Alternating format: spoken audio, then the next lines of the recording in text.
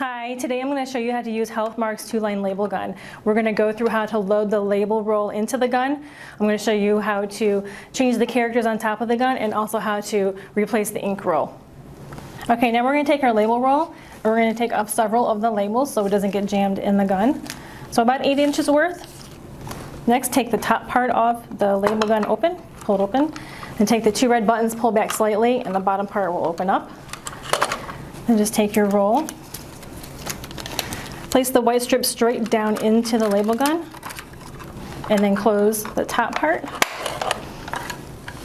Just pull the label out and then just close the bottom part of the gun. And then you're going to take that strip and you're going to load it directly down in here, and then you're going to advance the gun until you get a label. There you go.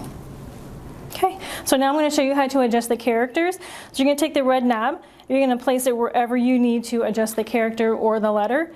Turn it to the specified number or character, and then push it back in. And same thing for the second row.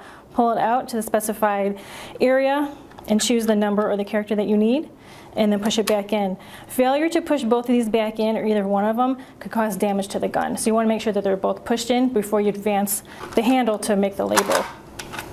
There you go.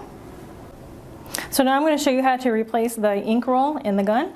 On the front of the gun, you're just going to lift this lever up. There's your ink roll. Then this can actually be slide out either way, left or right. Just slide it on out. Replace it with a new ink roller, and then slide it back on. Make sure it gets into these 2 grooves here. Slide it back on, and then close it. You're all set.